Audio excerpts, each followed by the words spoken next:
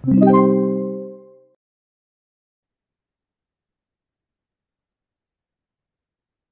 let's have situation number 2.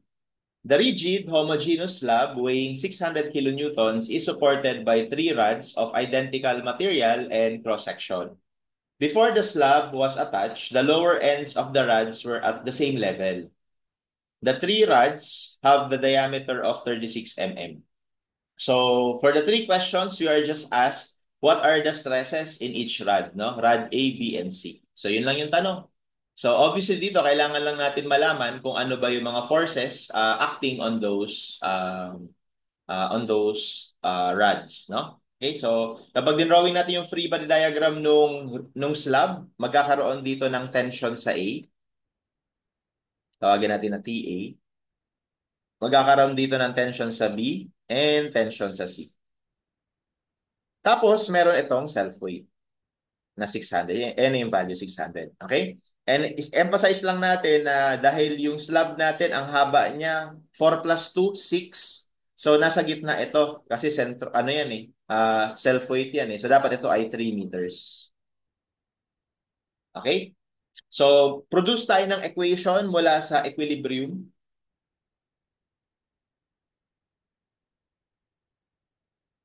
Okay? So, summation of forces, vertical muna.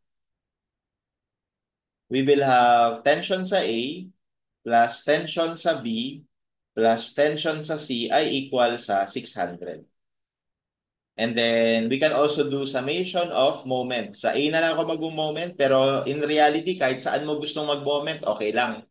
Okay, so we have tension sa B times 4 plus tension sa C times 6 equals 600 times 3. Equation 2. Unfortunately, we cannot do summation of forces x kasi wala namang forces acting along x. So, these are the only two equations we can produce from the equilibrium. So, the next equations that we can take from is doon sa compatibility.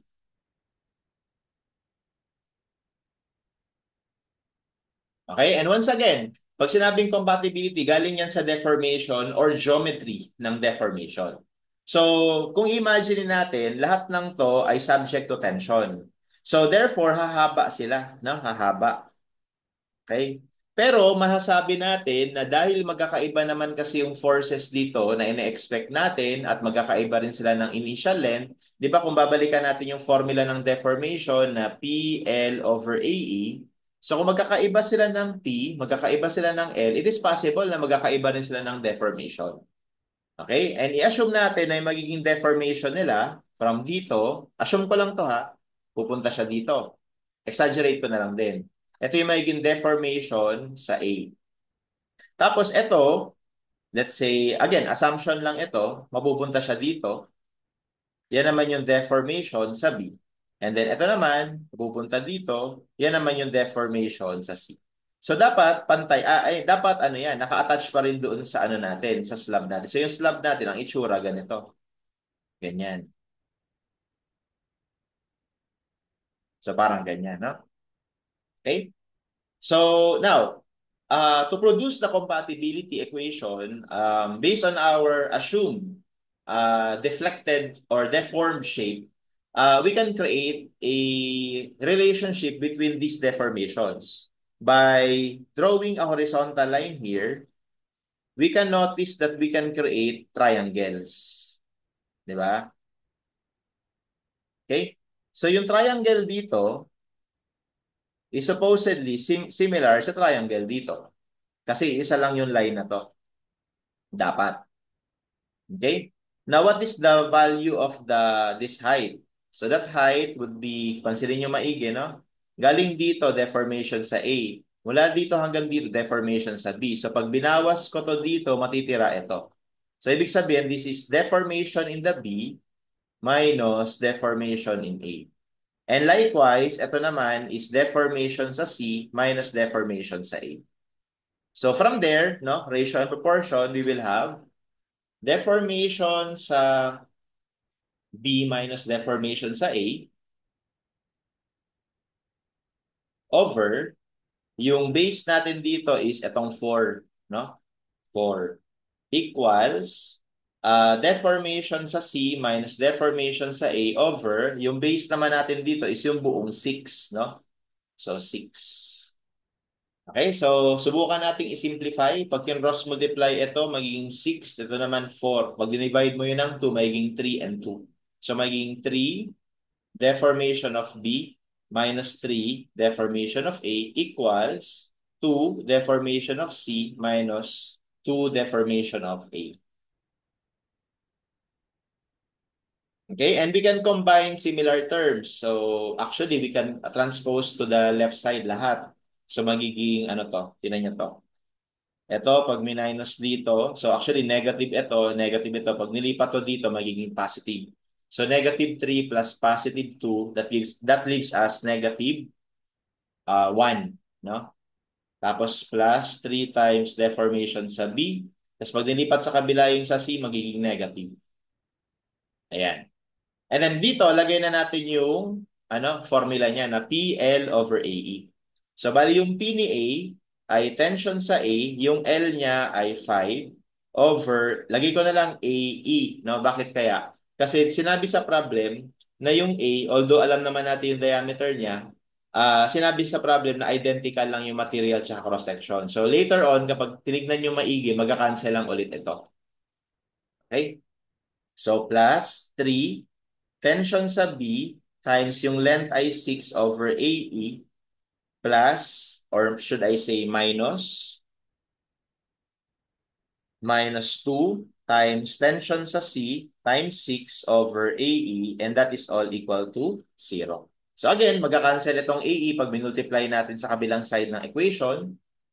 Okay, and we are left with this equation. So negative 5 tension A plus 18 tension B minus 12 tension C is equal to 0. And as you can see, we have created three equations with three unknowns. So therefore, we can just solve them simultaneously, no, using our calculator. So solve natin tension sa A, tension sa B, tsaka tension sa C. So sa equation 1, we have 1, 1, 1, 600. Sorry, mali pala. Mode, equation, three equations, three unknowns. So 1, 1, 1, 600, 0, 4, 6, and then this is 600 times 3. And then for our third equation, we have negative 5, 18, negative 12, and 0. Okay, so our tension in A is 238.55 kilonewtons. We have 184.34.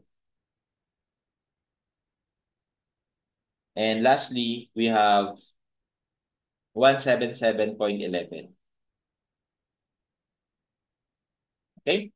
And from there, we can calculate their respective stresses. Okay, so all we have to do is to divide by area, no? So, pare-pares naman ang area yan.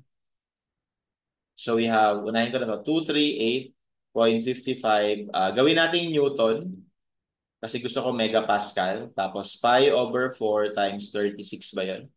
The diameter is 36. 36 squared. So, this is 234.36 megapascals. Para dun sa B, we have 184.34.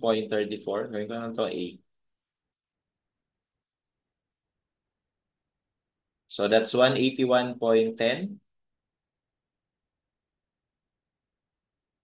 And the last one is around 174. Okay, so those are our stresses in each rod.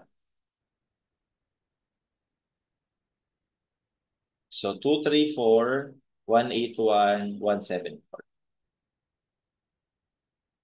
Okay, and that's how we solve this particular problem.